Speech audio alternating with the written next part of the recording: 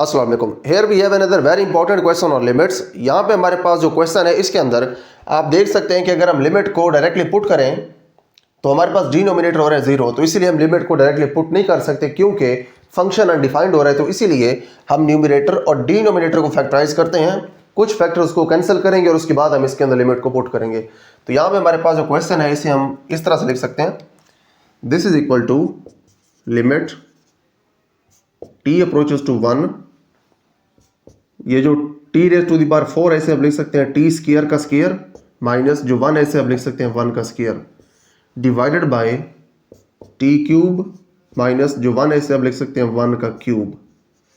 तो यहाँ पे आप देख सकते हैं कि दो टर्म्स हैं, दोनों के ऊपर स्क्वायर्स हैं और दोनों माइनस हो रही हैं। डिनोमिनेटर के अंदर दो टर्म्स हैं, दोनों के ऊपर क्यूब है और दोनों माइनस हो रही हैं। तो इन दोनों के ऊपर दो फार्मूलाज हमने अप्लाई करने हैं। जो फार्मूलाज हमने अप्लाई करने हैं वो हम साइड में पहले लिख देते हैं।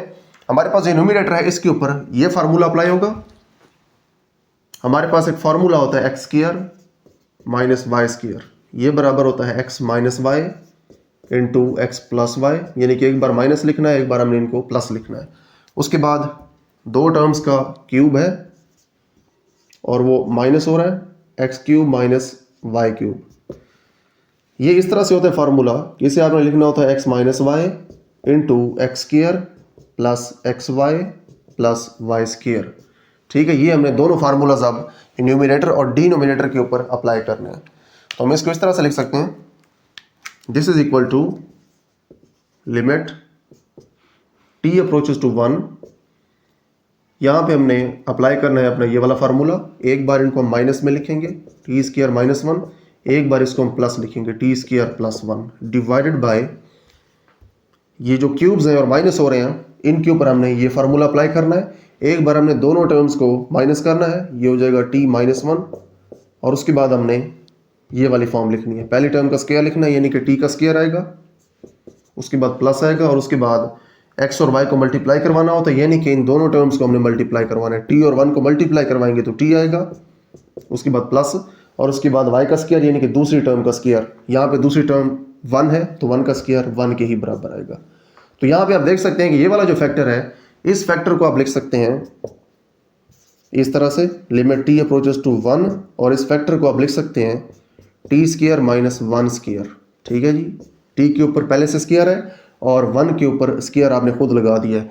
हमने इस 1 को तो लिखा है 1 का स्क्वायर, लेकिन हम इस 1 को 1 का स्क्वायर नहीं लिखेंगे क्योंकि हमें यहाँ पे माइनस चाहिए। माइनस इसलिए चाहिए क्योंकि हमारे पास जो फार्मूला जो हमने यूज करना है उसके अंदर माइनस है।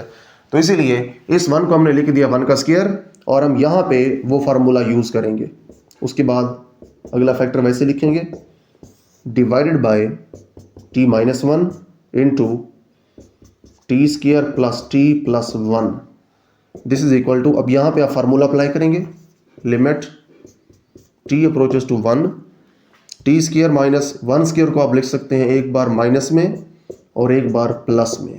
उसके बाद ये फैक्टर अगेन वैसे ही आएगा, t square plus 1 divided by t minus 1 into t square plus t plus 1, ये फैक्टर कैंसिल हो गया।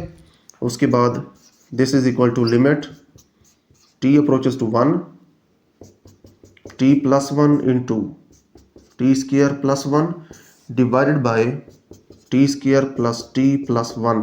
तो यहाँ पे आप इस लिमिट को आप पुट कर सकते हैं। t की वैल्यू 1 हमने पुट करनी है, ये हो जाएगा 1 प्लस 1, ये फैक्टर हो जाएगा 1 स्क्वायर प्लस 1 डिवाइडेड बाय 1 का स्क्वायर प्लस इस t की जगह 1 और उसके बाद आगे भी 1 है यहाँ पे, तो इस 1 को हमने यहाँ पे लिख दिए। This is equal to 1 plus 1 2 हो जाएगा, ये हो जाएगा 1 प्लस 1 2 डिवाइडेड बाय ये हो जाएगा 1 plus 1 plus 1, this is equal to 4/3, 4 divided by 3। तो ये है जी आपके पास इस लिमिट का आंसर। तो यहाँ पे हमारे पास ये क्वेश्चन सॉल्व हो गया है। See you in the next video with some other very important question on limits.